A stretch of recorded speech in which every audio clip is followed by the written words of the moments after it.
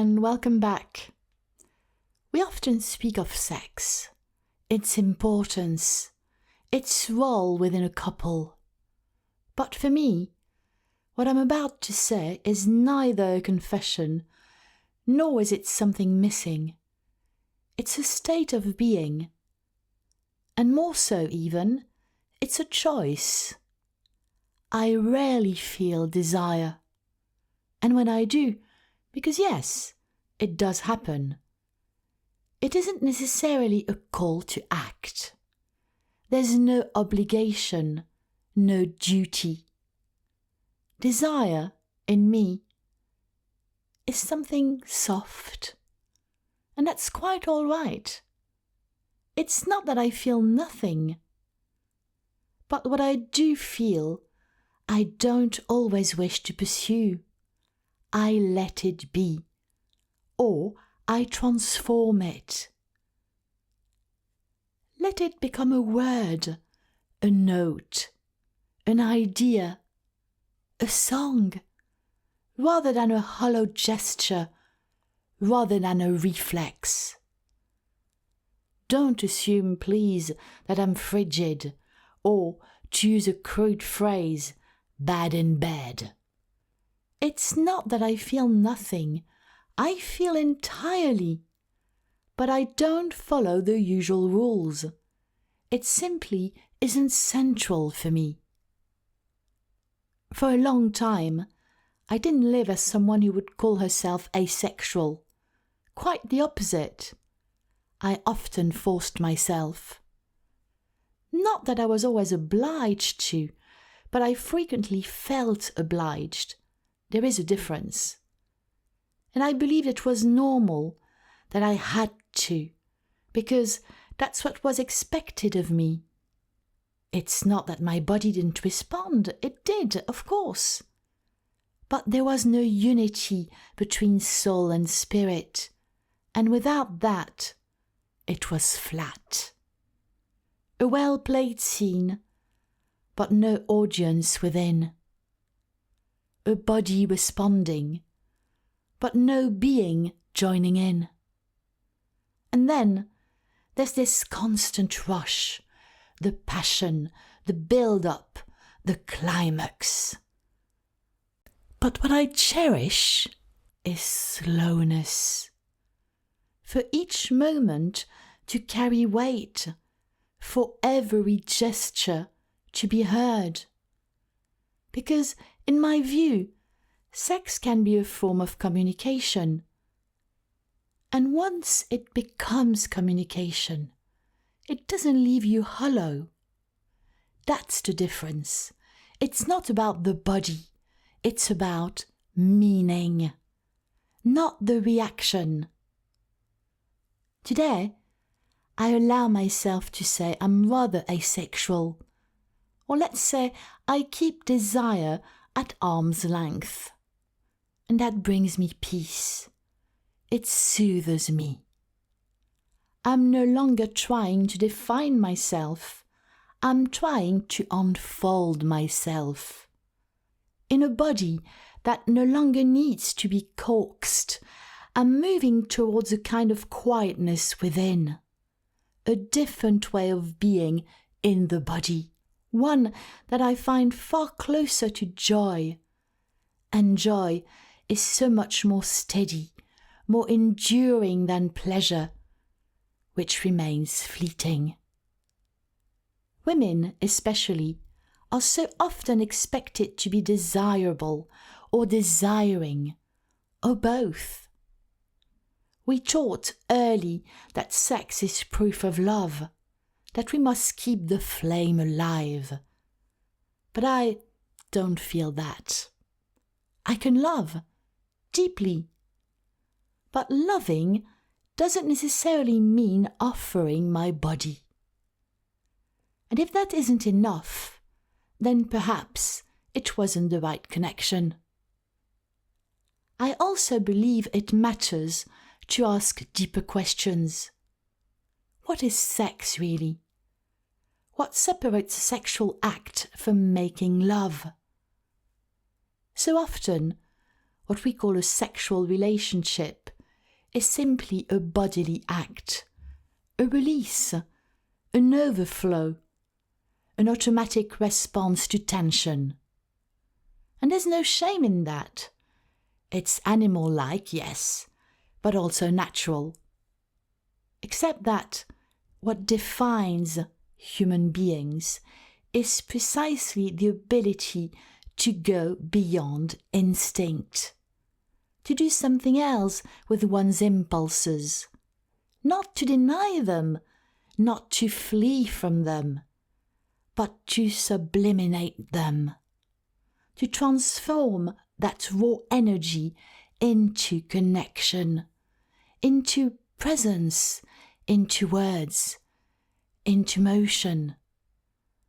There's a vital difference between acting with the body and building a bond with another. One is immediate, the other is shaped. One may offer release, the other elevation. For me, sex only has meaning if it expresses connection. Otherwise, it's a soulless effort, an act without vibration, a scene without music. I'm not against sex, but taken alone, it holds no interest for me. I'm not here to be emptied. I'm here to connect, to feel, to create. And what is love then? Is it desire, fusion, need, or is it freedom? The ancient Greeks had several words for what we so quickly call love. There was eros, passionate, physical, burning; philia, loyal, deep friendship, free from demand; agape, unconditional, spiritual love given freely; storge, instinctive, rooted, familial; mania, obsessive, consuming; and finally, pragma, mature, steady, lasting love, built over time. The one that touches me most is agape, giving, presence without demand, loving without owning, being there without taking, offering without performance, and above all, expecting nothing. There may be, perhaps, an embrace, a sexual gesture, but it will never be a duty, nor a validation. For me, it can only be a reflection of a deeper bond, of shared slowness, of trust. Otherwise, it simply isn't for me. It leaves me empty. Just because my body feels pleasure doesn't mean I do. That doesn't mean I'm disconnected from my body. On the contrary, I feel it, I live in it, I'm present in it. But a sensation, no matter how intense, isn't always a moment of truth. I may feel something physically and yet experience nothing real. Because the connection is missing. Because there's no inner dialogue. I don't seek sensation. I seek presence. And I would rather have silence than those mechanical, almost expected gestures. In our world, abstinence unsettles. It causes discomfort, as if it were suspicious, as if not wanting were a flaw. And yes, some might say, she's saying all this because she's had bad experiences. And they'd be right, I have. Some very bad ones. But not only that, I've also known tenderness, gentle gestures, moments of closeness. But even then, what I was seeking wasn't there. Not because it was wrong, but because it wasn't aligned. I wasn't fully heard. Things moved too quickly. It was often about something else. But what I want, what I seek, isn't something to be repaired. It's not about revenge. It's another language.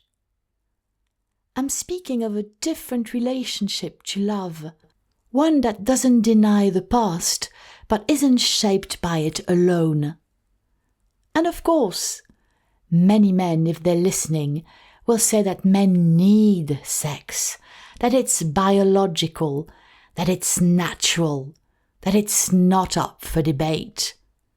You often hear things like, well, if a man doesn't ejaculate, it just happens on its own. So what? Does that justify anything? That logic is like saying, I'm hungry, so I must throw myself at the first thing I see, even if it's cold, even if it's bland.